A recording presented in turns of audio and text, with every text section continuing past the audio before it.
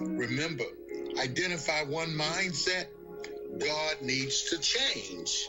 Stop conforming and start transforming. It's time for a change in our lives. It's time for us to renew. Remember, the Bible tells us, be not conformed, but be ye transformed by the renewing of your mind through faith. Read Ephesians chapter 4 and verse 23. Transformation is not an event. It's a daily decision. The enemy fights your mind because your mind controls your life. Renewing the mind rewires your future. Commit to daily prayer, word, and meditation.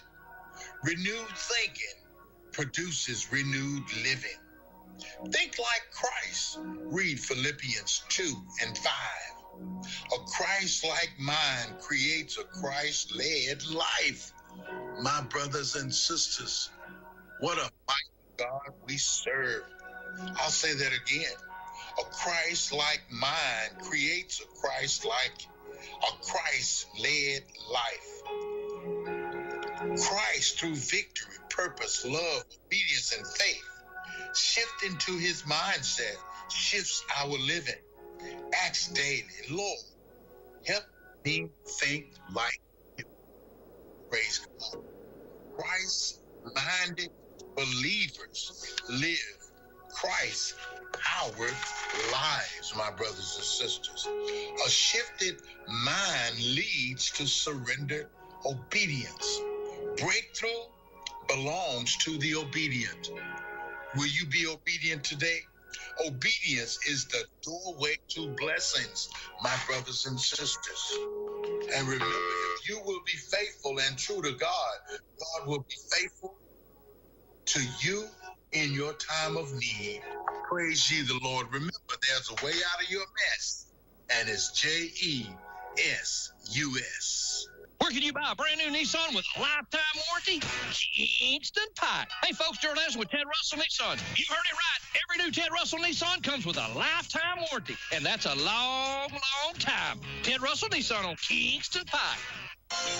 Good morning and welcome to AM 1380 WYSH and Ask Your Neighbor. Ask Your Neighbor can also be heard and seen on our website, WYSHradio.com. And if you are in Anderson, Rome, or Morgan County and have Comcast cable, you can watch Ask Your Neighbor on BBB TV Channel 12. Ask Your Neighbor is the program where you call in and do just that. Ask Your Neighbor. Do you have a comment? Do you have a problem? Or do you have a question? Then call in and ask your neighbor. 865-457-1380 or toll free at 877-711-4005. And for those of you that might be listening or watching on the internet, you can email from our website, WYSHradio.com. Just click on the Contact Us button and email your questions. Now sit back and listen as listeners throughout East Tennessee and the entire world answer your questions on Ask Your Neighbor on BBB TV 12 and AM 1380 WYSH. And good morning, everybody. Rise and shine. It's a finally Friday edition of Ask Your Neighbor. And as I told you, coming up in just a few moments, Chairman of the Anderson County Republican Party, Zach Fair, is going to be here. And we'll be talking about the upcoming elections and loyalty pledges and all of that. But before we get into that, I've got something that I think you guys are going to enjoy. I have mentioned in times past that we went to an equestrian type therapy sometime back, and my kids loved it. It really was cool. I've got on the phone with me Brandy McDonald from Blue Point. Stables, and of course, they're in Harriman. She's in Harriman, and we're going to be talking about the Stride program that they have at their stables. That's kind of their nonprofit arm. First of all, Brandy, thank you for being with me this morning. How are you, ma'am? I'm great. Thank you for having me. You're very welcome. Let's start off. Tell us a little bit about Blue Point Stables, how long y'all been there, what you do, and then we'll get into Stride after that. Okay. Well, actually, we're in East Rome County near Kingston. Okay. And I have been here for 26 years. Okay. What I do is give riding lessons I give lots and lots and lots of riding lessons. And we have about 15 horses, and our kids come in and they start with us, never having been on a horse, and they go up to where they can compete, and they just have a great time. We cater to a wide variety of people. We also have adults that come out, and they just need a little bit of woo-saw time and horse therapy. So we're here to serve everybody. And I know that your nonprofit arm of the program, Stride, was awarded a grant from the Roane County United Way, correct? Yes, sir. Yes. And tell us a little bit about Stride and what you all do there. Okay, so we created Stride last year, and the reason that we created Stride was for two reasons. We have two programs, the Riders with Disabilities, and the Riders with Disabilities program provides adaptive and therapeutic horsemanship experiences for individuals with physical, cognitive, or emotional challenges, and it promotes confidence, connection, independence. The reason that we created this program was because there is a great need in our community. We do have an absolutely wonderful therapeutic program over in Lenore City, but they unfortunately have more students than they can take care of.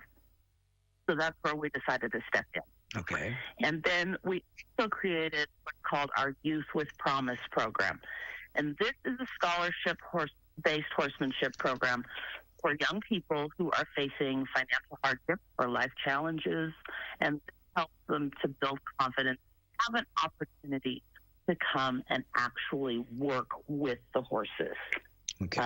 So, in fact, this week we started with a group of young people from the Helen Ross McNabb Center, and it was really pretty inspiring. As long as I've done this was so neat. We had one young man, and when he came in at the beginning of the evening, he was afraid to even touch the horse. Oh, wow. And by the end of the night, he was riding and walking and trotting around by himself. That's awesome. That's fantastic.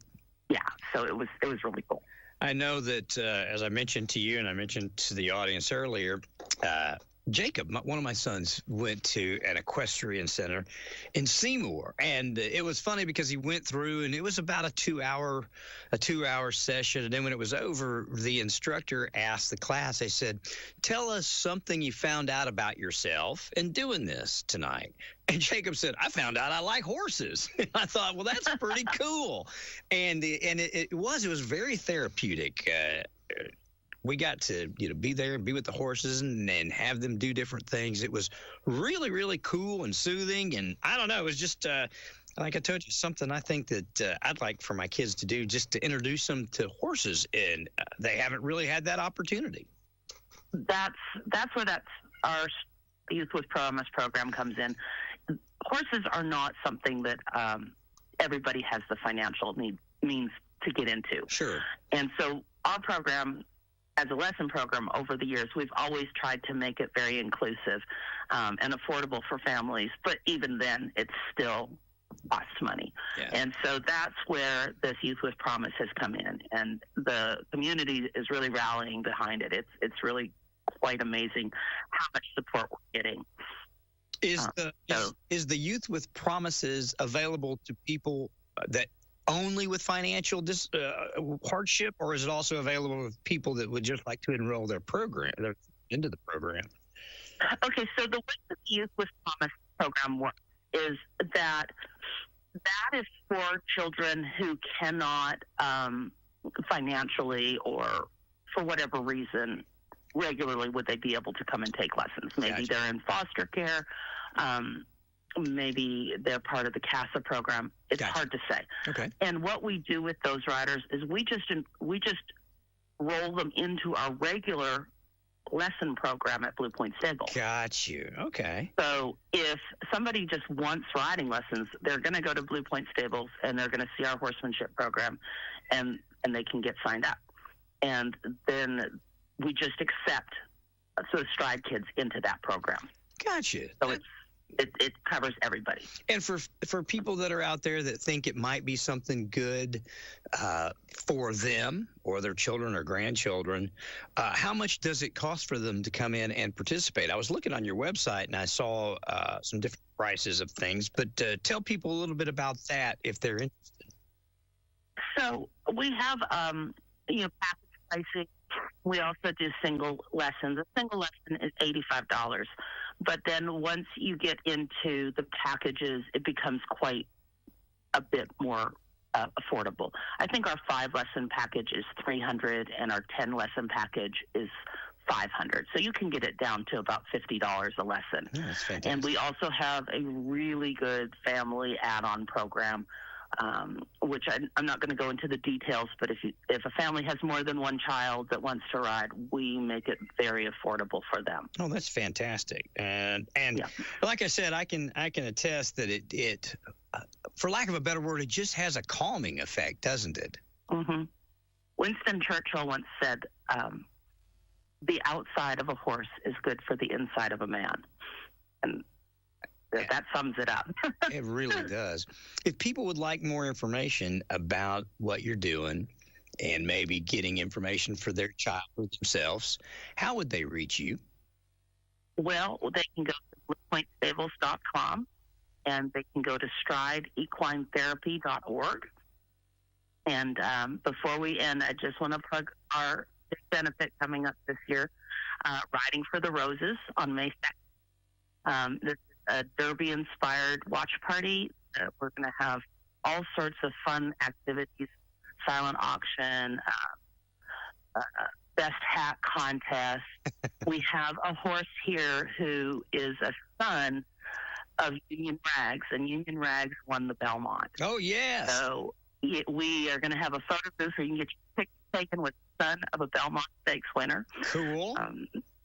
It should be a big, fun evening. So it was a great way for people to come out and support our Stride program, and we just are real excited about it. Talk a little bit more. Riding for the Roses, when is it going to be? Is it May 2nd? It's May 2nd. We're going to actually watch the Derby here at the barn. Like I said, we're going to have appetizers and mint juleps, and we will have the photo booth with the Belmont winner's son, best hat contest, silent auction. We'll have a demonstration of what we do here at Stride with our riders and our horses. And by then, fingers crossed, we should have 3 baby horses for people to interact with and get to meet. Oh, wow. Wow, that's cool. Some colts coming along, huh? Yes, we're on baby watch right now. How many critters do you have there at the stables?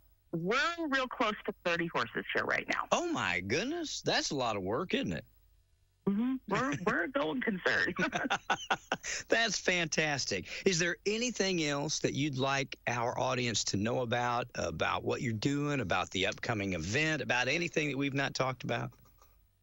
Well, I think probably a couple of other quick points is we have become involved with the Autism Society of East Tennessee, and we are hosting a Family Fun Day on April 18th, and that's you can see that on our Facebook page, Stride Equine Therapy, and we will also have some horse shows coming up that people can come and watch and see what we do and just get off and see the farm. Come support us. If they want to volunteer, again, go to our website, strideequinetherapy.org, and sign up today. We will send them that way. And I appreciate you taking time. Good luck with the upcoming event. Like I said, I'll speak to you a little later after the program and talk to you, because I am interested in having my boys be able to come down and interact with the horses, maybe give them lessons. I don't know if they want to take riding lessons or not, but I know that at least one of my 3 children really enjoys interacting with the animals. And I'm one of those folks, I don't have the room or the place to have a horse, or it's very, as you said, it's a big expense and a big time commitment. So, yeah, I'd like to talk to you about that. That'd be awesome. All right. Well, thank you so much. I really enjoyed speaking with you today. Likewise. And if folks, if One more time, give the phone number if you don't mind, so if people are... Our phone number is 865-466-3609. Perfect. Thank you very much, and have a fantastic day today. All right, thank you. Goodbye, Randy. Bye-bye. There you go. All right, coming up here in just a moment, our buddy Zach Fair is going to be in here with us. He's set to be on at 10:30 this morning, and we'll get that cooking. If there's anything you'd like to know about the Stride program I didn't ask, if you guys are getting in contact with me when I call Miss McDonald back, I'll find out for you and let you know. And in the meantime, let me get stuff situated here, and we'll be back in just a moment with more Ask Your Neighbor on WYSH. Powell Clinch Utility District wants to make your next home improvement a success. Their appliances are made with you in mind to update your kitchen, laundry room, and provide you with endless hot water. Want to improve your outdoor living? PCUD sells griddles, grills, and fire pits, all powered by natural gas, so you never have to fill a tank again. They also offer appliance installation and 0% financing added directly to your monthly bill. Visit PCUD Showroom in Rocky Top, their website at pcud.org, or call 865-426-2822 to learn more. PCUD is your natural gas provider. Are you a plumbing, HVAC, or mechanical contractor tired of wasting time and money on hiring unskilled employees? Local 102 can help. Our skilled workers are on demand and ready to tackle any job, big or small. Our state-of-the-art training facility ensures our members are up to date on the latest skills and technology, giving you the competitive edge. Partner with Local 102 and experience the difference skilled labor can make for your business. Call us today, 865-523-7413, 523-7413, and learn how we can help your business thrive. Local 102, your partner in success. H&H Body Shop is a lot more than just a body shop. Here's Darla, co-owner. We do mechanical maintenance, and we sell tires, and we can do any mechanical thing on a car that a person might go to several different places to do. Because several years ago, we realized people was in a hurry to get their car out of the shop so they could go get their brakes done, and we have the capability of doing all those things. We have all the state-of-the-art equipment to do things. We have computerized alignment, and we have a mechanic that has credentials to work on just about any car. So whether your car is torn up or just needs a tune-up, you only need H&H Body Shop. H&H Body Shop on North Main Street in Clinton. Call 457-9734. 457-9734. H&H Body Shop. There since 1960. There when you need them.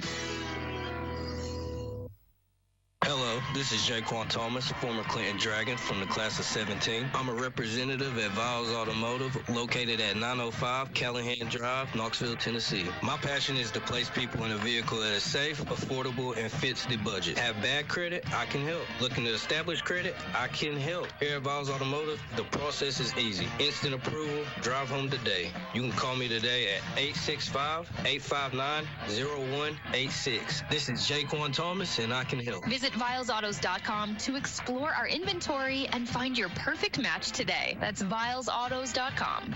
John Party, you are the newest member. At my induction, standing there with artists I've always admired, like Garth Brooks, whose dream come true. Let me tell you, being at the Opry is unforgettable. I've been fortunate enough to share that stage many times. During any Opry show, you could watch a rookie's dream come true at their Opry debut. And the Grand Ole Opry debut of Jelly Roll. You could take in a career-defining performance from your favorite country star. Come on, Grand Ole Opry! Or you can even catch an artist surprise invitation to join the Opry family. We would love for Scotty McCreery to be the newest member of the cast. Yes, I would love to. Whether you're standing behind the microphone or right there in the crowd, Opry has a way of creating unforgettable music moments. See your favorite artists at the Grand Ole Opry every week. And keep your radio tuned right here, because we give away a pair of tickets to the Grand Ole Opry every Wednesday. I'm John Party, and I'll see you at the Opry.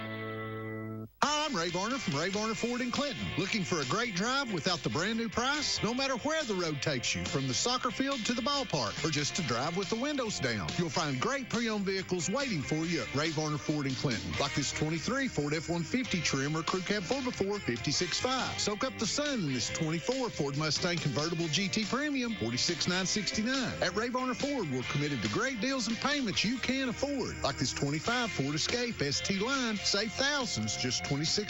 Or check out this 23 Nissan Murano SL, local trade, $23,995. Low miles and luxury? This 2019 Lincoln MKZ Reserve has only 11,000 miles. Yours for $19,999. Plus, visit our new location, Ray Varner Ford Used Cars in Morgan County, for even more quality pre-owned selections. Come and see us today. Ray Varner Ford in Clinton, I-75 exit 122, or shop us online at rayvarnerford.com. Local you trust, pre-owned vehicles you can afford. Ray Varner Ford.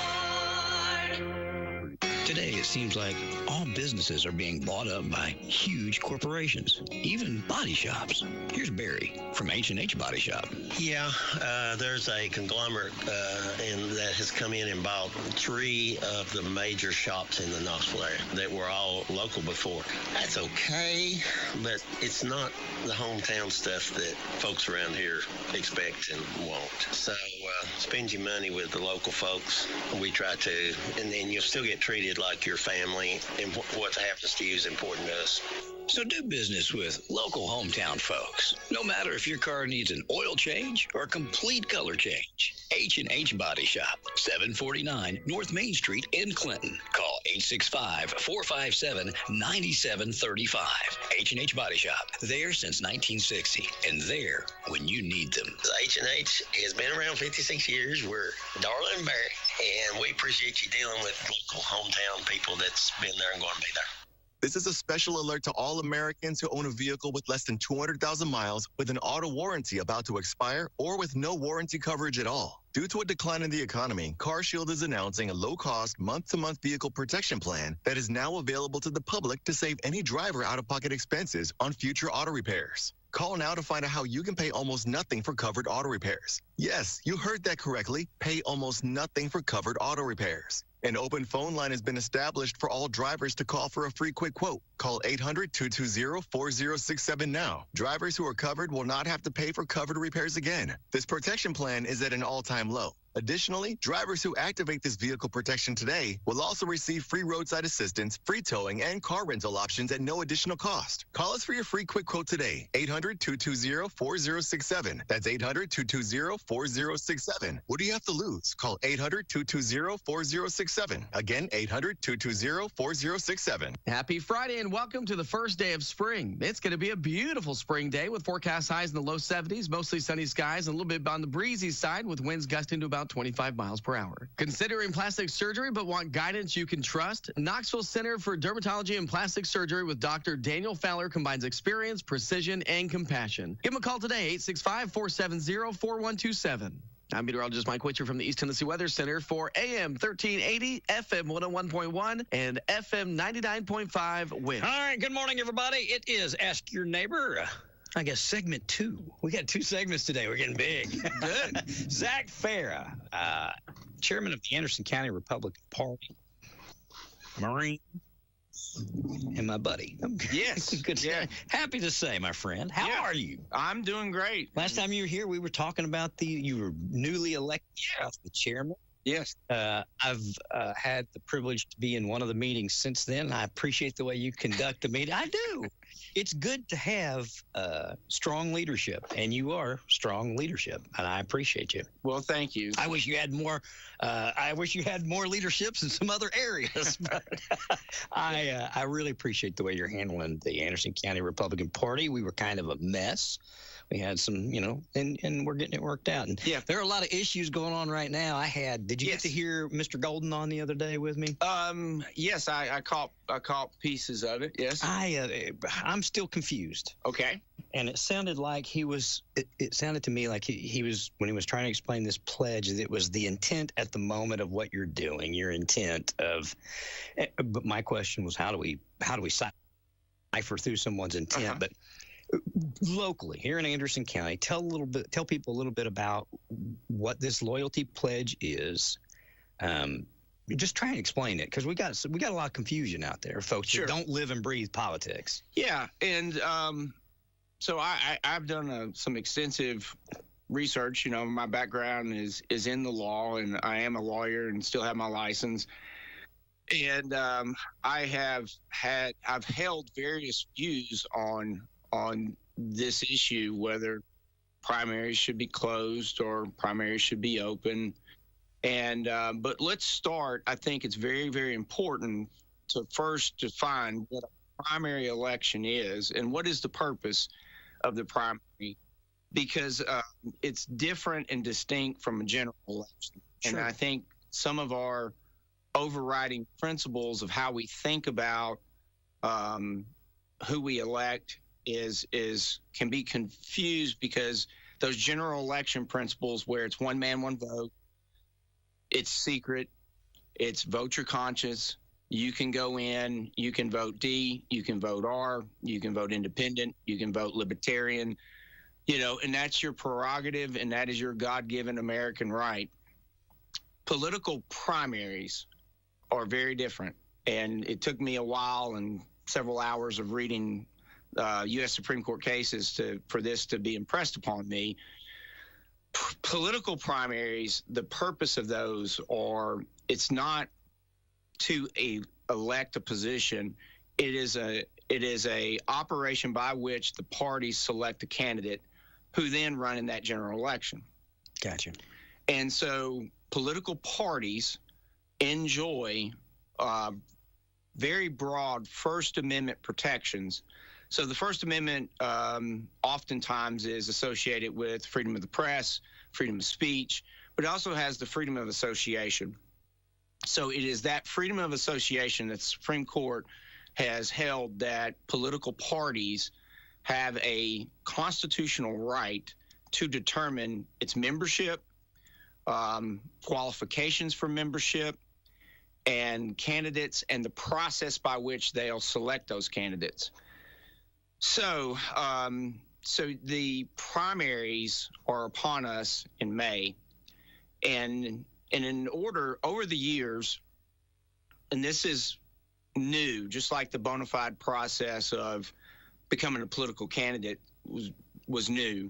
Yes. I think this mindset of treating it like the general election might be different for a lot of our listeners, because we've been accustomed for years that you just go in, you pull a D, you pull an R, you go vote, and you walk out, and that's that. Yeah. And for years and years and years, that's been how primaries were treated. That's called open primaries. In 1972, Democrat-controlled legislation or legislative body at the state level passed a Tennessee Code annotated. So that's for you at home. TCA. That's the law. Yes. And the TCA that's controlling here is 2-7-115. So that is the law of the land in Tennessee, and has been for about 54 years. And so what that states is that when you vote in a primary, that you're verifying that you meet the requirements to do so. And this will be this year. This is what will be a little different. An additional step has been included in that process of picking a ballot. I declare I'm a Democrat. I declare I'm a Republican. You will sign verifying that you meet the requirements to participate in that party's process. And it's basically, I call it an affidavit, where you swear by and affirm that two things: either you're a bona fide member of the party, or you intend to affiliate with that party in good faith. Those are my words, the good faith part. It also laid out some requirements around residency, some other things, but and it carries with it a violation, which is punishable up to a Class C misdemeanor. Now that goes to intent, to what you spoke of earlier.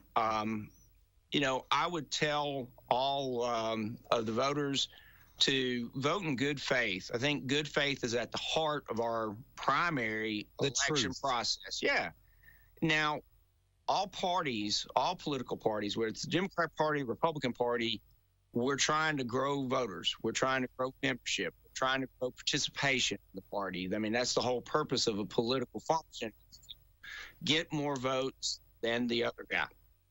Because we believe policies and our beliefs are what we have a commonality and a common cause around, and we want to see those common beliefs advanced in the political process. You see that at a local level, you see that at a state level, and you see that at a federal level.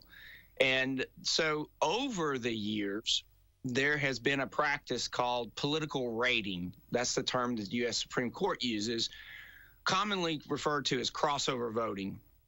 So political parties became very, very concerned, and some of these cases eventually reached the Supreme Court. How do you address crossover voting or party rating, as it's termed? And there's been a plethora of ways that the political parties, both Democrat and Republican, have sought to ensure that the other team they're playing against doesn't vote who gets to play on the opposite team, which goes to the good faith nature of the process. If you this year want to vote in the Republican primary, you will be asked to sign basically a statement that you are voting in good faith, that you adhere to Republican principles, and either you are, again, already a bona fide member, or you intend to affiliate with the party. So that's what's being asked of the voters to sign. And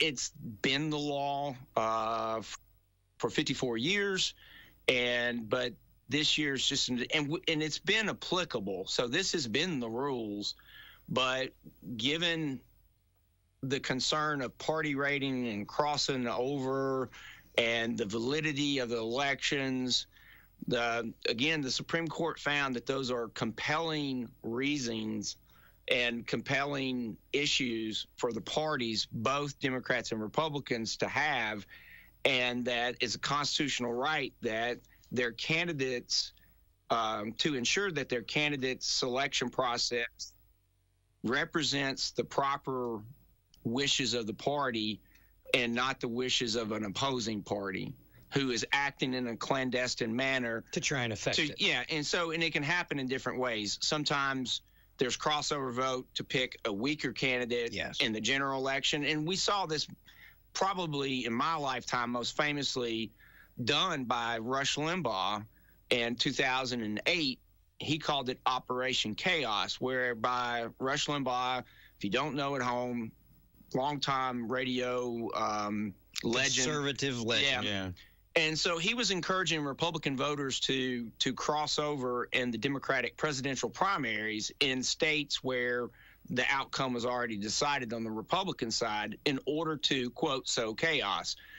That is a practice that's frowned upon by the parties. Absolutely. But his purpose in doing so was to increase the chances of the Republicans of winning the presidency. Yes. Sometimes you see crossover voting where, I think more commonly at the local level, where people will cross over to vote for somebody. Could be a friend, could be somebody that they resonate with, and so they want to cross over and vote. Well, it's not been that long ago here in Anderson County, in the mayor's race, it was blatant. The chairman of the Anderson County Democratic Party was championing a quote-unquote Republican that wasn't a Republican, but that had got on the Republican ballot, and that I wolf in sheep's clothing, so to speak. Right. And it could be a Republican doing it to the Democrats, but it was blatant. I mean, just absolutely, positively, beyond a shadow of a doubt, blatant. And I think that that's one of the things that kind of, on a local level, got things stirred up. We haven't had an incident like that before or after that I can remember of, great circumstance. But that became a very close race between the mayor and the opponent with, thousands of people that weren't Republicans crossing in and voting in the primary because we are now a Republican county. Mm-hmm. And pretty much I'm not going to say a foregone conclusion, but you can bet, a pretty good reasonable bet, that a Republican is most likely going to win. And they said they were doing that because they didn't have a candidate, or they were doing that because, the only way to have a candidate is to put them in the Republican Party to be able to do it.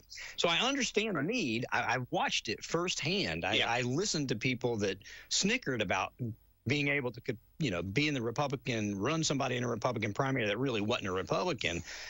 So I understand the need for it, but it's got a lot of people concerned. And what do you do if there's a race where there is no Democrat to contest, and there's only 5 Republicans running, and whomever wins the primary, since uncontested, will be your representation? How do we not disenfranchise somebody if they say, I still want a voice in which of these people are going to represent me?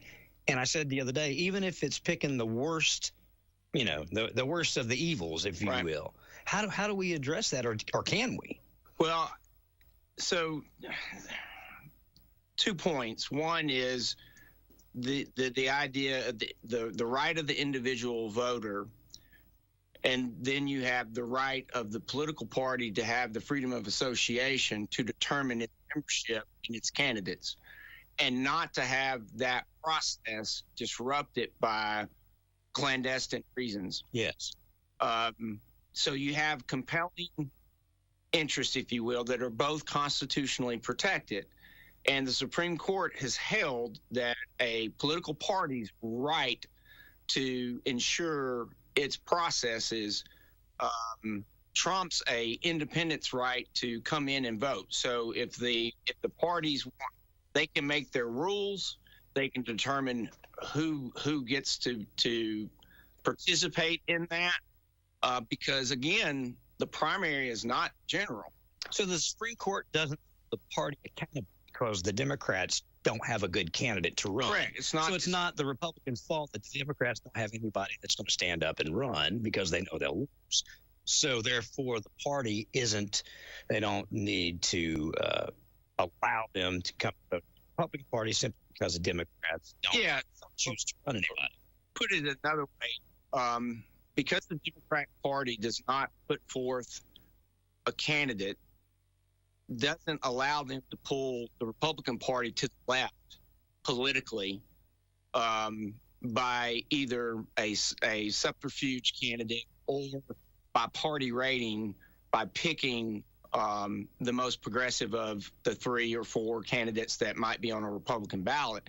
Not all Republicans are conservative. Not all. I mean, the Republicans have a libertarian wing. They have, you can see the split in the ideology with what I call the Tucker Carlson and the Lincoln. There's a lot of wings of the Republican Party. A lot of wings of the Republican Party. So not all Republicans, even though they're bona fide, are, we don't have monolithic views on everything. Sure. Right. And so, however, the party wants to adhere to the platform of the party, and the party wants to adhere to the policy of the Republican Party. So it has a compelling interest to ensure that those members of the Republican Party are properly represented. And when you allow independents or Democrats to come over to influence that, you're essentially disenfranchising the Republican voter who's voting in good faith in their party. So there's a lot here at play, and the Supreme Court has time and time again in the Cousins case, the Rosario case, the Cusper case, and the La Follette case have ruled that and several of those cases are dealing with actually the Democratic Party, where the Democrats were trying to keep crossover voting or rating from happening. So this occurs in both parties, depending on sort of who's in power at the moment. And some of these some of these cases came out of New York, Wisconsin, California, places that aren't really tied to deep red states, right? So both political parties have a similar interest in that they want to ensure that their primaries represent the true will of the party, which at times can be at odd with, general election principles, which is trying to uncover what's the will of the general voting populace, because in that general election, hey, it's come one, come all. Sure. So the Democratic Party would do great benefit to itself and to its voters if it put together a ballot for them to vote on. I mean, that to me is what's lacking. Yeah, it's a factor in why people are sitting around and they're saying, well, I don't have anything to vote for. Sure. Well, and listen, I mean, you just drive down Illinois Avenue on a random Saturday. You can tell they're pretty fired up about something. So I wish they could get a candidate. Yeah, instead of standing in the road, why don't you put your name in the ballot? Yeah. Correct.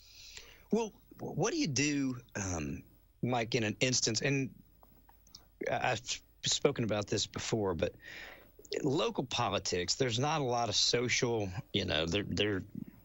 we're not going to make a lot of decisions as a city councilman or that are these national issues that divide us greatly. Well, how do you do it when somebody has been, that's voted Democrat a number of times, maybe a few times Republican, whatever, and they want to participate, they want to vote for somebody that is, let's say, a Republican, and they've been a Democrat, but they want to choose this one person. Mm-hmm. How can they do that without either violating the law, or is that, can they come in and is it their intent because they are truly supporting that person, they are not violating the law? So if a voter finds themselves wanting to participate in the Republican Party, they can do so.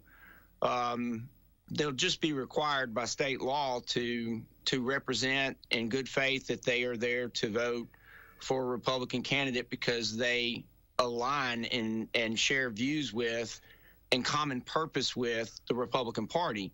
If they can do that, then I have no objection to their participation in the primary process. I do have I don't vote in the Democrat primary. Sure. Because I'm not a Democrat. Agreed. And I don't think it would be good faith of me to participate in the Democratic Party or to pretend or to lie that I'm a Democrat to vote for a candidate. As a Republican, my job would be to find Republican candidates that fairly represent my political opinions and put forth those candidates in my primary. So if, then the question comes about the independents. Supreme Court has basically alluded that independents don't have a right. They don't have a party, really. Well, correct. They've declared themselves to be independent. So they have to wait for the general election to exercise that right to vote. They don't have a constitutional right that I can find in any Supreme Court case that would hold that they have a constitutional right to participate in a party they don't belong to. Put it another way, and it's not quite apples to oranges, but it's not apples to apples either. But I don't get to go to a church I don't belong in and vote for their deacons. I'm here today to vote for deacon. Well, you're not a member. I mean, we love you. We want you to be here. Hope you come down, turn your life over to Jesus, but you're not a member. You're not a member. You're not voting on who the deacons are. Or, we have a pastor search committee, and I show up, and I know that's going on right now, I believe, at Second Baptist. I don't get to show up at Second Baptist and decide that I want to participate in their pastoral search because I'm not a member. So that's the freedom of association that these organizations enjoy. they get to choose. The members get to choose who will properly represent the organization. You should be the chairman of the state party. I'm serious. And again, I mean, no disrespect to Mr. Golden, but I was confused. Just that analogy alone, I think, will bring people a little closer to understanding what the rules are, and the fact too that we're just trying to ask people to be honest. I've said this before. You clothe yourself in the truth, you're fine. The truth always wins no matter what. Right. So if you're truthfully wanting to support somebody that's running and you believe that person's going to do the job, you go in there, you sign a piece of paper because that's what you're going to do. You're not voting for this Republican person because you want them as a weaker candidate to face somebody later, or you're not doing it because you're trying to hurt the party. You're doing it because you support the person vis-a-vis support the party in doing so without any malicious intent. Correct. And listen, hey, I get it, and I'm deeply sympathetic because for decades and decades, the process has been fairly lax to where it's common practice in the real world, not in the Supreme Court academic world that I've been reading, but it's common practice for individuals to feel like I can vote for who I want for, when I want for, how I want for, and you can't tell me not. You know? And I understand that premise. And that premise is very true in a general election. But in a primary, unfortunately, whether you like it or not, the law holds that political parties have a constitutional right with freedom of association to determine its members, to determine its rules, to determine its candidates, and how they're selected, and who gets to participate in that selection. I'm going to dig a hole here, but some areas caucus. They take the party, the chairman, the party, the members of the party, and they get together and decide who the candidates are going to be. It doesn't go to the general or the people. Then that candidate's presented in the general as the pick of the party. Does that create more problems? Does it eliminate problems? Or do you have we don't do that in Tennessee. We don't do that here, but we have not. However, in past years, we have. So what you're speaking to is the process by which a political party puts forth its candidate, chooses its candidate, and puts that candidate in the general election. And caucusing is one way to do it. A primary election is another way to do it. The caucusing would be when Republicans gather for a meeting and they hold a vote in that caucus. And there will be a determination of who is a member, right? Yeah. Once they make that determination, they'll hold a vote. And they did so in 2010 when I ran for juvenile court judge. I showed up in the circuit court judge room or circuit courtroom and put forth my name, and they voted right there by show of hands. And the Republican slate for the August election was determined that night in January in 2010, and I emerged as the candidate for juvenile court judge. So there wasn't a primary. There wasn't a primary, no. And that was the last time locally, to my knowledge, that's how we conducted our primaries and our primary candidate selection process. And so I think the cons there are, you do limit voter participation because you have a finite time to show up, to get into the room, and to register who you want. And it's been determined by the local, I think most vocally through our local elected officials, that they would prefer not to do it that way. I would prefer not to do it that way. I like the primary process. I think it allows for more participation. Sure. I think it comes across to me more democratic in the sense that more people get to participate in that process. It allows our service members to vote absentee. I prefer to do it the way we do it. I want to mention, because I know that it was brought up, what about voter suppression?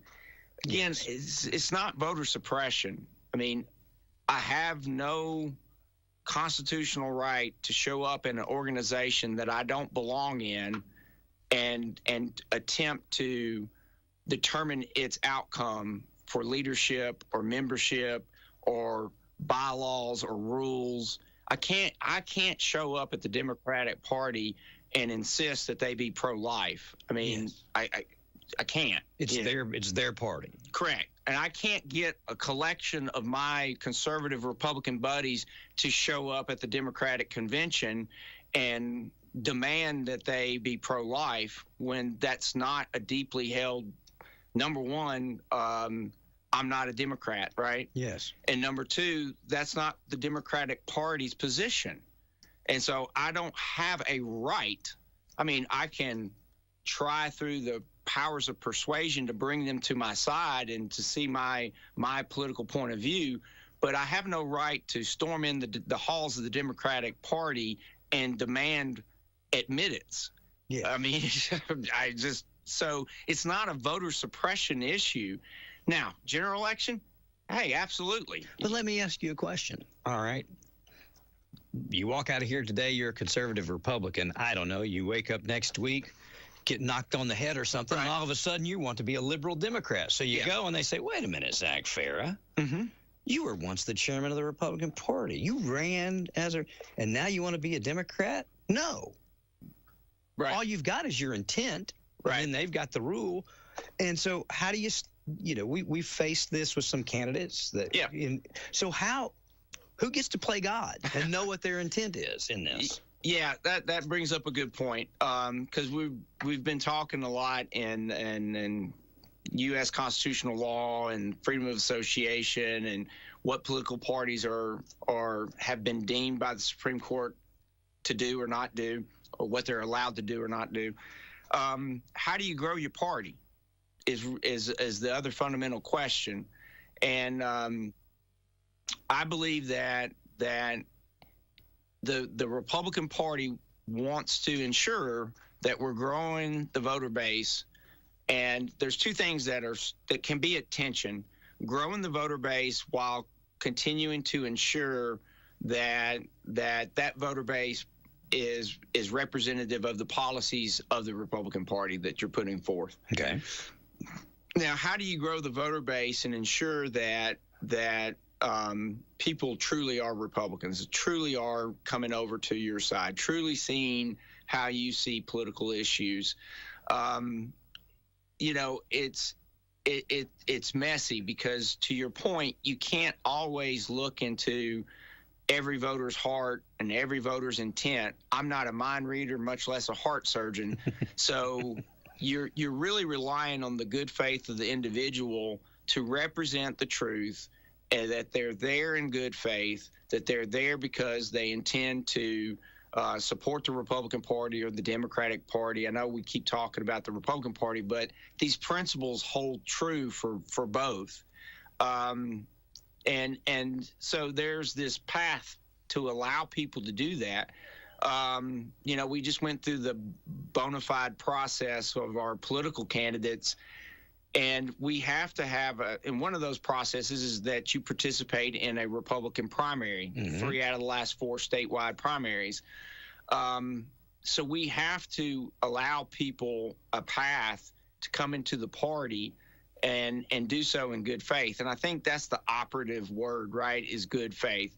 2 dear friends of mine, Tim Shelton and Jeff Cole,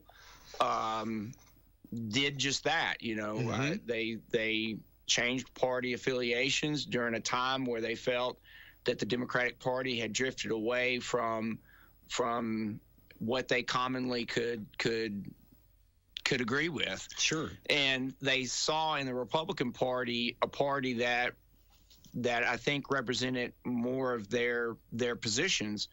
So a path was laid out for those gentlemen to come over and come into the party. During the Barack Obama administration, thousands of political office holders throughout the country switched sides.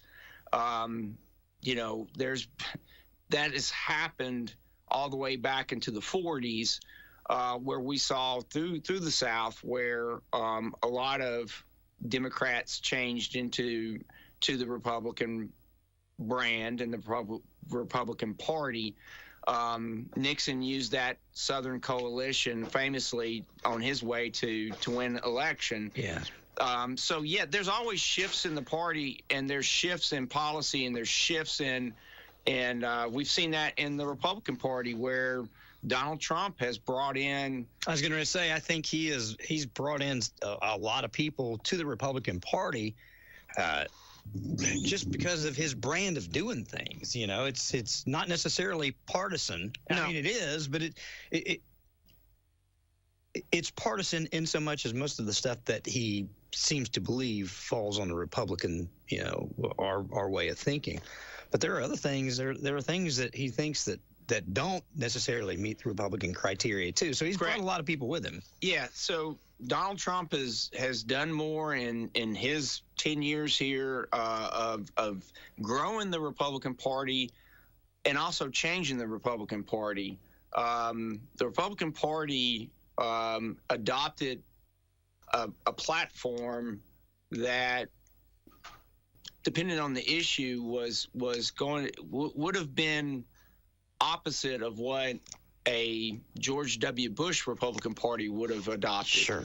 So I say that to say that the parties are always morphing, changing as the politics change, the issues change, and so there's always people that are coming into the party, joining the party, affiliating with the party, getting disenchanted, they leave, and so this is just an ebb and flow.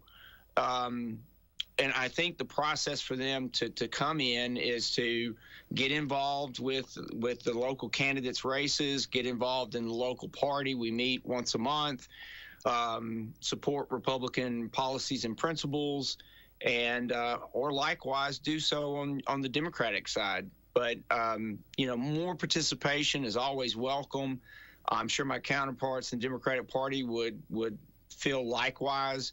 But what we're trying to accomplish is, again, a good faith conversion, that you're coming over because you truly want to be in the party, and not just either a one issue moment, one issue election, or one candidate that I happen to like, but I don't like any of the other Republicans, would never vote for any of the other Republicans, don't like the Republicans. Well, are you really a Republican? So it goes to the heart of good faith. I can't read the voters' hearts. Sure. I can't read their minds. I don't know their intent. I just hope that they would operate under the good faith principles that guides their conscience. So we're going to have these sweet, wonderful little volunteers sitting there taking, when you walk up and they say, so are they going to be who arrests them? I mean, what are they going to do? They're going to stand up and go, wait a minute. You were a Democrat. You don't get to. I mean, what are we going to do? Do they call the sheriff when they say somebody's standing here in front of me? They're not a Republican. They're trying to What's the deal? How are we going to do it, or are we not going to do it? Is it just I don't know. So I think what you're speaking to is the how practical is the enforcement, and because this is sort of the first time around. No, I don't think that there's going to be volunteers that are going to my knowledge, having participated in this several times. How do we, for instance, I know for a fact people that lean way more Democrat that are in the Republican Party, all right? And I'm sure there are other people that know these same people. Yeah. When these people come in to vote, and we know that they lean Democrat, if I'm the worker, what do we do? What are the workers supposed to do? Wait a minute, Mr. So-and-so or Mrs. So-and-so. I know you're really a Democrat. I mean, and there's the standoff. No, I'm not a Republican. No, you're not. You're a Democrat. No, I'm a Republican.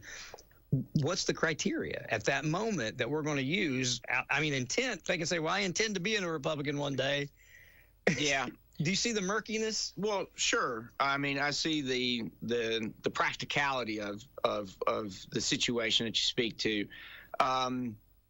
For someone out there, and let's take Ronald Reagan, who was a Democrat, sure, became a Republican.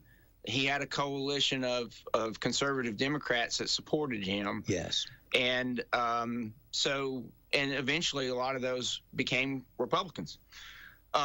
There is a path for someone who traditionally voted D. So if we looked at their history of voting, but they've seen the light. Yeah. They've been persuaded by the politics of our party, by our arguments, by our candidates that they want to become Republicans.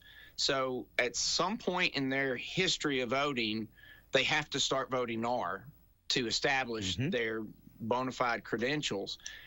I don't know, and I don't have an answer because I haven't seen it play itself out to where someone's challenged.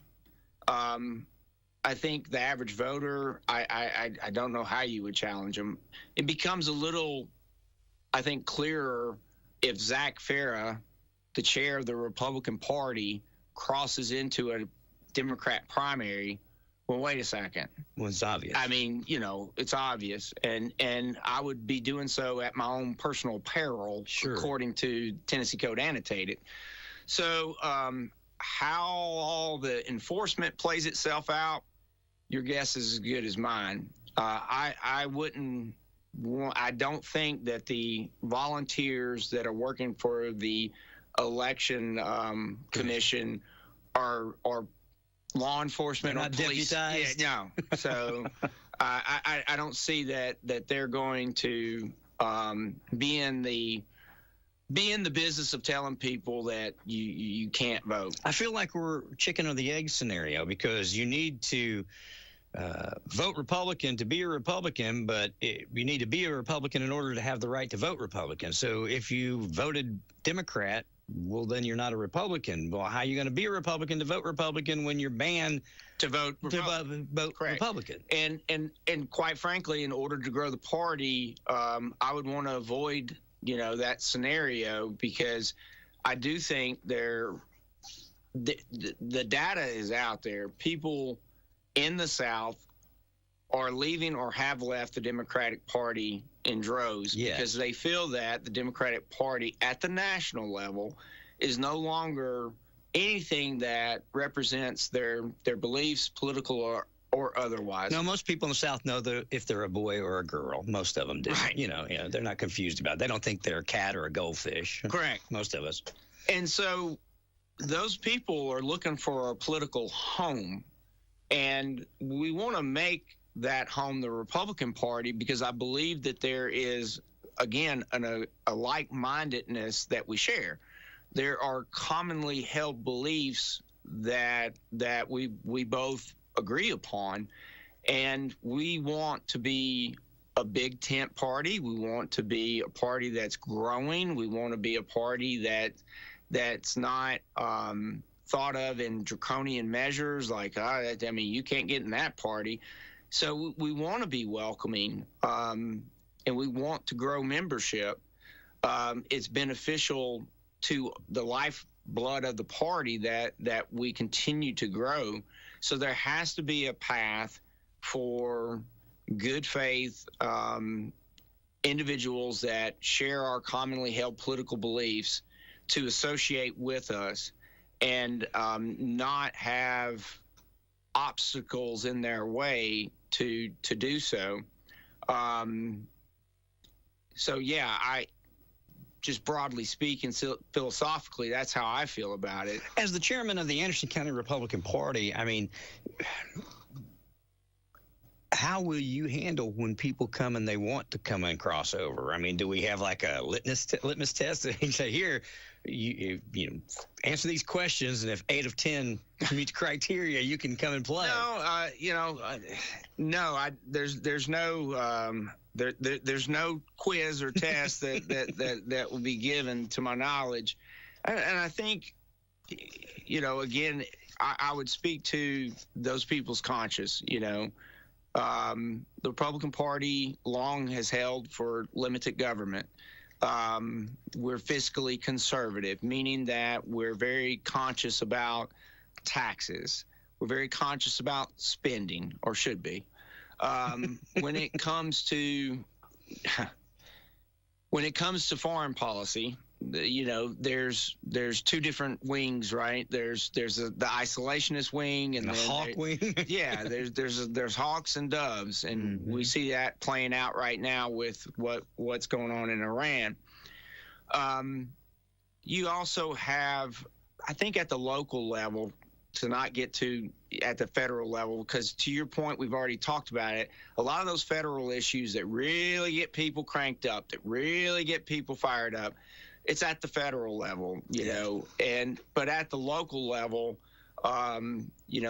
conservative-minded Republicans would hold to that limited government principle as a guiding force, making sure that we're responsible with our budgets, making sure that we have strong law enforcement, that we have strong public utilities, we have strong sense of services that we provide our citizens, and that we're very conscious of their tax dollars, what it's being spent for, what it's being allocated to, that we're running the government in a way that accords with sound business principles, that we're financially sound in our audits, that we're being good stewards at all times with taxpayer money, and I think the progressive wing would take a different tone, and that's fine. This is America. You do not have to agree with me. Sure. You don't have to agree with anything I'm saying. I mean, you have a right to your opinions. That's why we have political parties.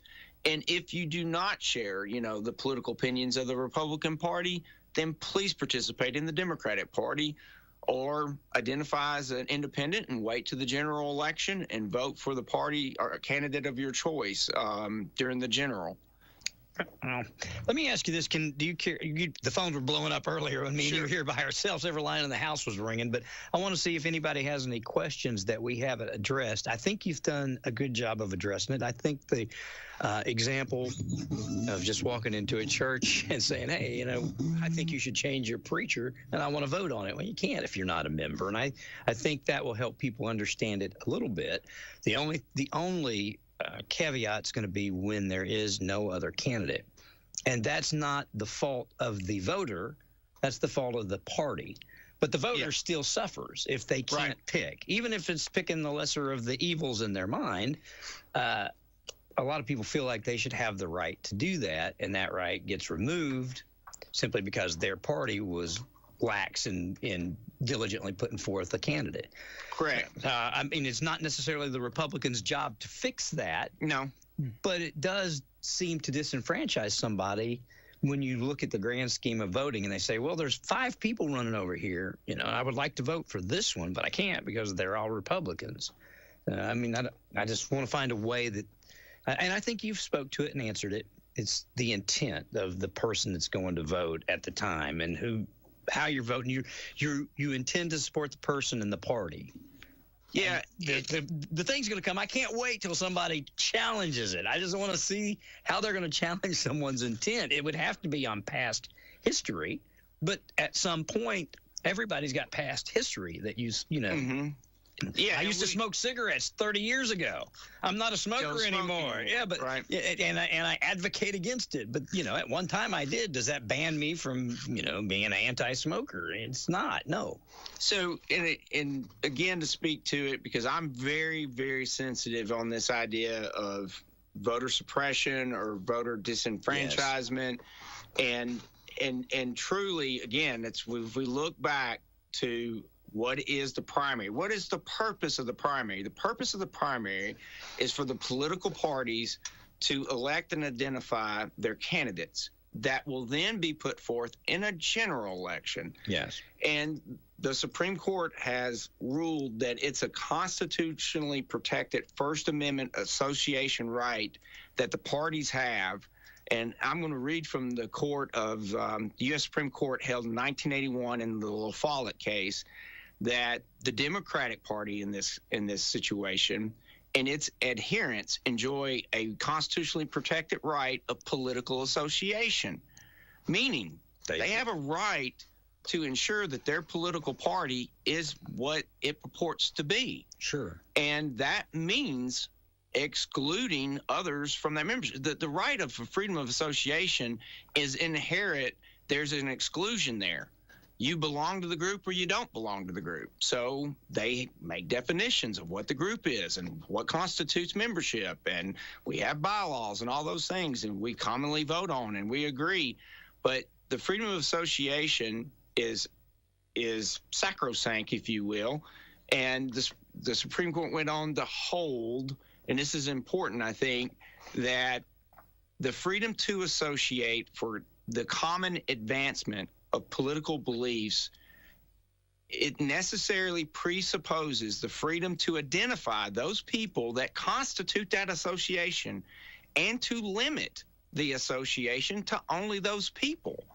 And any interference, still quoting from the Supreme Court, any interference with the freedom of a party is simultaneously an interference with the freedom of its members. And so it's for the party and not for, in this case, the Wisconsin legislator or any court or any individual to determine the appropriate standards to participate in that party's candidate selection process. It's cut and dry, and I get it. I really do.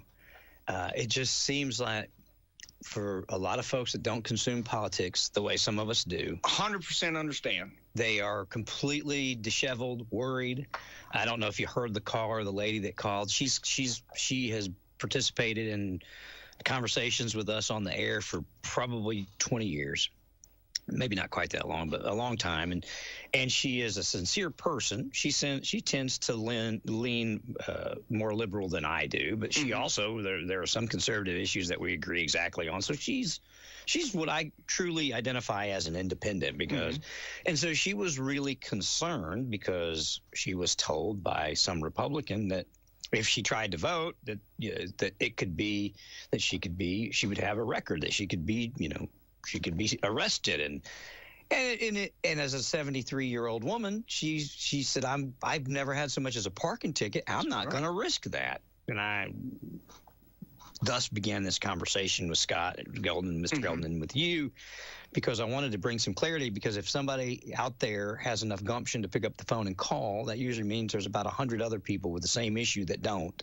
And so I felt like it was something that we needed to address. And so that's those folks are confused right now. So that's what I'm hoping that we could bring clarity to them. Yeah, I hope so too. And my heart goes out to those individuals. There's nothing to fear as long as you are voting in good faith. That's what I'm trying to get across. Truth. I keep going back to truth. Just be truthful. If you're coming in there to support a candidate, and your intent is correct, you're doing it in good faith, you're not going to get in trouble. If you're coming in there, as things have happened in times past, and usually it's an effort put forth by a group, just like WYSH did, just like locally was done by the Democrats here, to try and infiltrate a party to throw the party into disarray.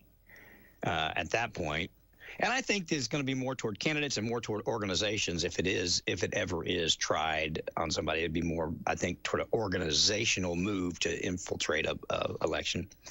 But as long as your intent is correct, and you'll be okay. I feel safe in saying that. I believe so. And again, General Clark has a lot of stuff on his plate. Sheriff Barker has a lot of stuff on his plate. I'm not so sure they're going to be just looking for the opportunity to go arrest some Democrats and Republicans for crossing over. Are the Democrats signing the same thing this year too?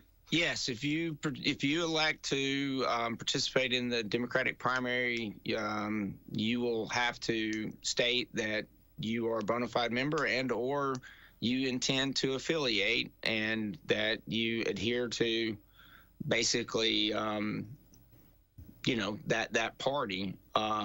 You're just signing your name stating that you're declaring allegiance to that party when voting. Now, there was a case whereby Victor Ashe, prominent Republican, Knox County, and a gentleman by the name of Mr. Lawson, who I believe is in West Tennessee, joined with the League of Women Voters to challenge the constitutionality of this Tennessee Code annotated. It was dismissed twice in federal court for on a motion to dismiss for lack of standing, which means there's no legal standing for which to challenge it. They did not have it because they could not prove that anyone was being harmed, that anyone's constitutional right was being affected. So the courts have spoken, and everything that I'm speaking to, again, this is not Zach Farah opinion. No. This is the United States Supreme Court as I understand it. Now, that I will throw that caveat, and the Tennessee Code annotated. This is the law of the land, and it is a law that I did not even properly understand. Sure. And I didn't properly fully appreciate the differences in a primary and a general. What are the purposes of the primary? Likewise. Well, the purposes of that primary very different than that purpose in the general. And these all bets are off in the general. Absolutely. Do what you want, how you want, when you want, whoever, however, organize, coordinate, do whatever you want to do. Correct. But when it comes to primaries, different, bird of a different color. Again, and the same sort of guiding principle, I do not have a right to go to First Baptist Church and vote on who their deacons are. Yeah. Because I'm not currently a member there. And so, it makes perfect sense. Freedom of association. I want to go ahead. Like I said, I think maybe we've answered all the questions because, as you know, when we first got into it, the phones were blowing up. I heard the phones ringing. Yes. So what I'm going to do is I'll take a 3-minute break because our time delay on air or online is about 2 minutes and 40 seconds to give everybody an opportunity to go ahead. If you do have a question, Zach Farah is the chairman of the Anderson County Republican Party. And if you have a question, a sincere question, please call so that we can get it answered. If we haven't already, we'll do our best to try and get that answered for you. 865-457-1380. If not, we'll come back, see if there's anything else, and we'll wrap up. But in the meantime, we want to give you everybody the opportunity. When I had Mr. Golden on, I got criticized because I didn't open the phones up, but I had Scott on the phone with us. And so whatever questions that you had for that, if we haven't answered them, call us, and we will do our best to get that for you. 865-457-1380 or 877-711-4005. We'll pick up the dime for the call, but go ahead and get on that right now. We'll be right back with more on Ask Your Neighbor on WYSH. Don't get stuck by the side of the road. Those toes. Quality service when you need it most. Those toes. Professional tow and safe storage too. For 25 years we've seen you through. Those toes. We don't want an arm and a leg. Just your toes.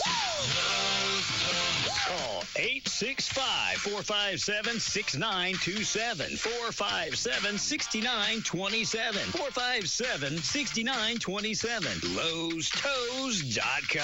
We don't want an arm and a leg. Just your toes. Those toes. I'm Ray Varner from Ray Varner Ford in Clinton. Looking for a great drive without the brand new price? No matter where the road takes you, from the soccer field to the ballpark, or just to drive with the windows down, you'll find great pre-owned vehicles waiting for you at Ray Varner Ford in Clinton. Like this 23 Ford F-150 trim or Crew Cab 4x4 56.5. Soak up the sun in this 24 Ford Mustang Convertible GT Premium $46,969. At Ray Varner Ford, we're committed to great deals and payments you can afford. Like this 25 Ford Escape ST Line, save thousands, just $26,999. Or check out this 23 Nissan Murano SL, local trade, $23,995. Low miles and luxury? This 2019 Lincoln MKZ Reserve has only 11,000 miles. Yours for $19,999. Plus, visit our new location, Ray Varner Ford Used Cars in Morgan County, for even more quality pre-owned selections. Come and see us today. Ray Varner Ford in Clinton, I-75 exit 122, or shop us online at rayvarnerford.com. Local you trust, pre-owned vehicles you can afford. Ray Varner.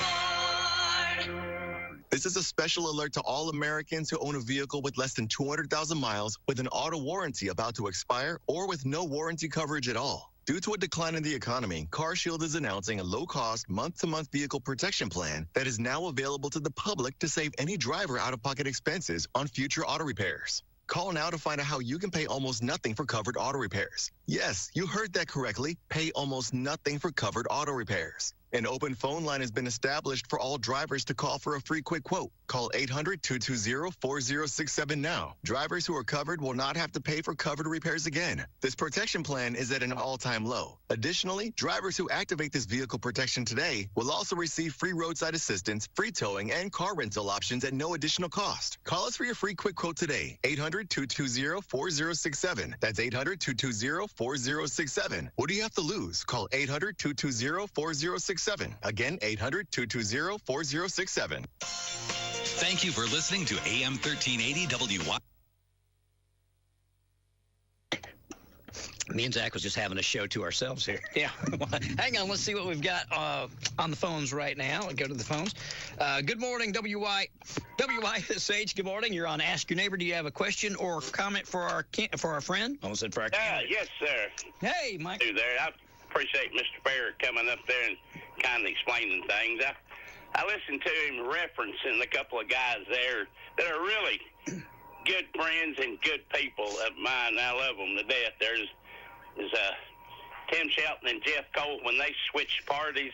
Yes, sir. and I've always, in my mind, thought that was a smart thing for them to do because they knew that Anderson County was predominantly conservative Republicans, and if they wanted to hold on to their jobs, they better switch parties. And maybe their thought was, the Democratic Party has left me, but I guess my evidence to sort of support the theory if they want to hold on to their jobs, they better change over, was when a sitting judge who had been in there for 18 years was beaten by a guy running on the Republican Party who didn't even campaign, and he beat him. I remember. Yeah, Roger. And that's Roger. Yeah. Roger Miller. Yep. Yeah. When he won that, and that would be my evidence to support that. And I'll get Zach's thoughts on that there. And one other thing I'll bring up, and I'll get off here, is talking about, welcome as many Republicans into the party as we can get, but I didn't understand why one of the best persons in the world that I know is Rick Scarborough. And what he went through after he won state representatives. It's like, I don't know, people wanted to have it overturned. There was talk of that. Mm-hmm. I don't know that there was there official motions to overturn it, Zach, that you know of? My understanding is the state executive committee reviewed certain allegations made by Representative Reagan and found those allegations unpersuasive.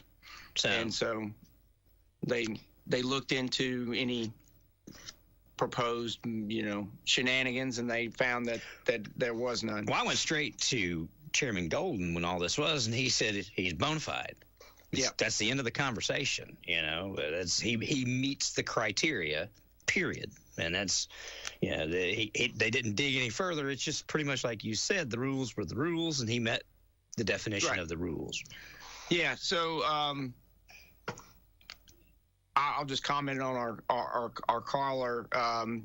Without a doubt, I think the Republican brand in the state during the last 20 years has gained momentum, and but I know both Jeff and Tim personally, and I've known them for quite some time now, for over 2 decades, and they're fine Christian men, and they really truly hold Republican. I bet they hate their name being bandied about I'm so sure they much. love. Like, Zach, why did you just? Well, it's not just been you. It's happened over and over. Well, because they're high profile and everybody knows and loves them. Everybody knows them, loves them. Yes.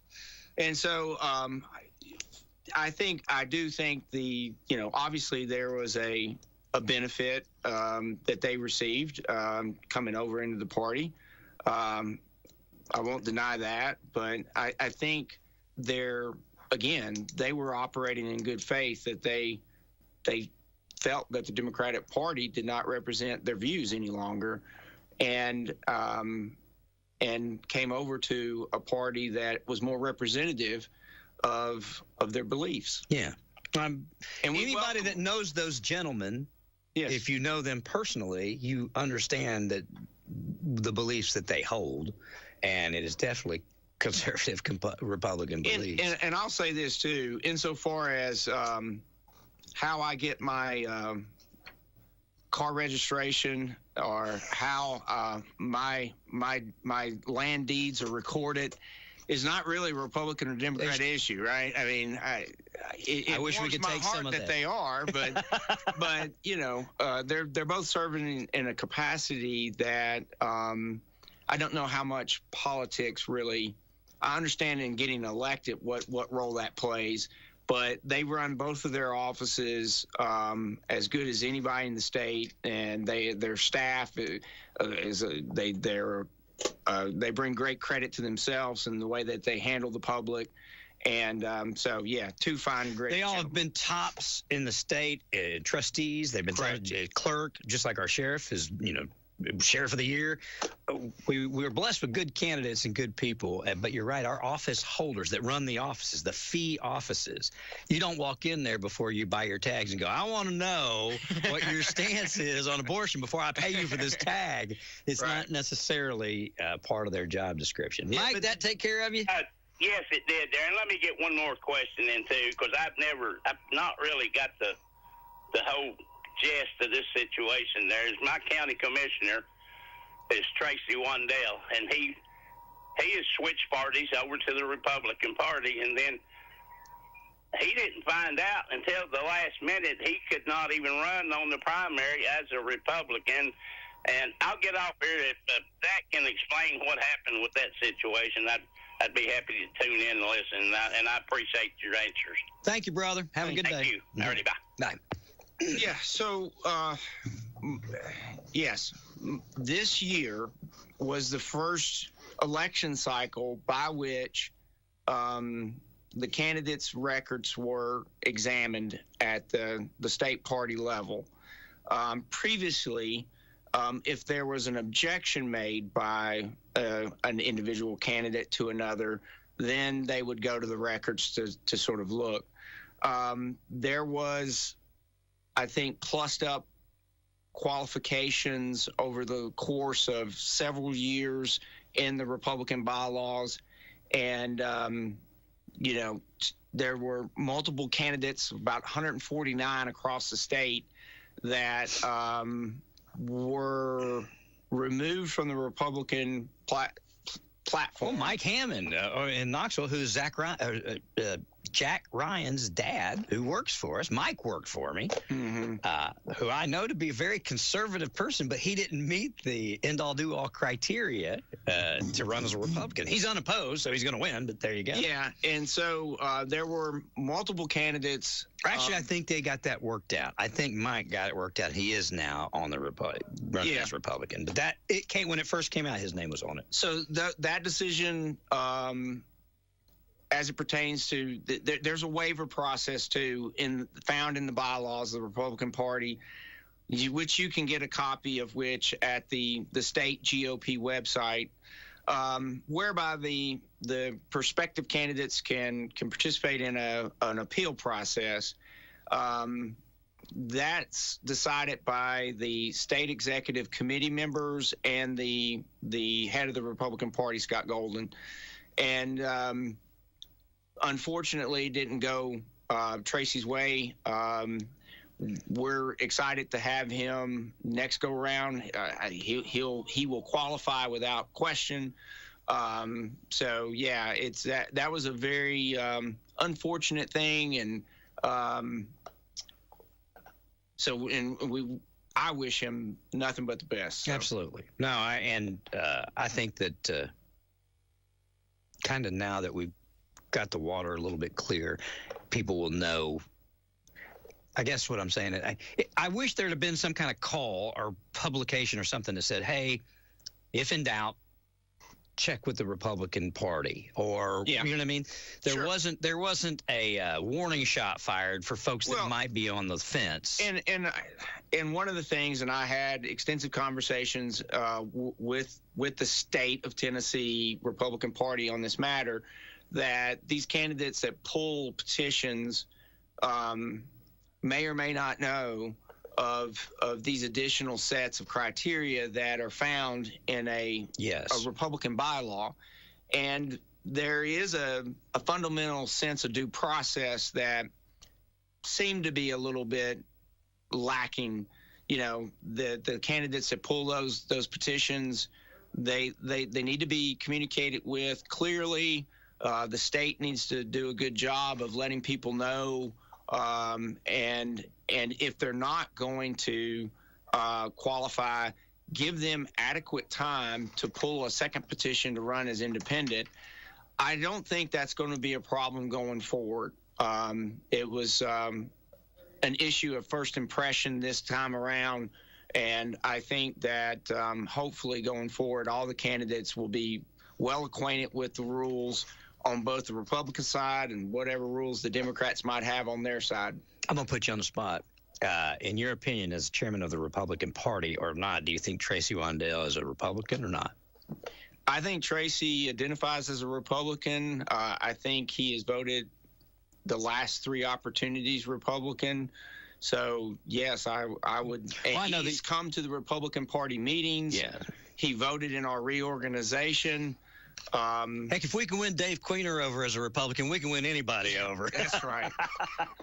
I really appreciate your time. Is there anything else you want people to know that you haven't, that we haven't addressed, or just? No, that if anybody has questions, I'm very approachable. You can call me. If I don't answer my cell phone, please leave a message. You know, I truly want to be a steward of this party, to grow this party, and to represent this party in a positive manner. I know there's deep passions on both sides on these issues, but if you have questions, please reach out. I'm very accessible. I try to return every phone call, and wish all the candidates the best. And yeah, that's it. Well, I appreciate you. I hold you in very high esteem. I've been involved with you through a tie. Yeah. I've been involved with you through a loss. Yeah. I've been involved with you through a win. And I've seen the way that you conduct yourself and how you handle people, and I honestly believe in my heart your desire to do things correctly and fairly for everybody. I think you're a great choice to lead the Republican Party here in Anderson County. Like I said, it wouldn't hurt my feelings to see you in an elevated position. Well, thank you. You're very welcome. And again, you're a pretty good guy to have as a friend. Pretty tough Marine out there, too. I appreciate it. And I want to say thank you to everybody that listens and supports WYSH. Yes, sir. This is very important. You know, it's a great public service that we have the ability to get to the airwaves, to talk to the people. And so I remember when you ran for juvenile judge, you called me one day and you were like, I can't believe how many people hear me on the radio. That's true. Well, there you go. Thank you, sir. I do. I appreciate it. Guys, I'm going to go ahead. I'm going to call it a day. I hope we've answered your questions. This program was born sincerely out of your request for us to try and clarify it. I hope that we've done that. I've spent a long time sitting in this chair trying to do that, trying to get answers for people, trying to clarify. And sometimes maybe we make a bigger mess than we started with. But I think in this particular instance, hopefully we've cleared some things up. And by the way, y'all just come on to the Republican Party if you want to. If you have questions about whether you qualify, you can call Zach. That's right. We'll get you fixed up. Have a great day. Have a great weekend, and happy spring. Yes. Thank goodness. Thank you for listening to AM 1380 WYSH and Ask Your Neighbor. Make sure you tune in at 10 a.m. each day, Monday through Friday, right here on AM 1380 WYSH and BBB TV 12, or listen live online at WYSH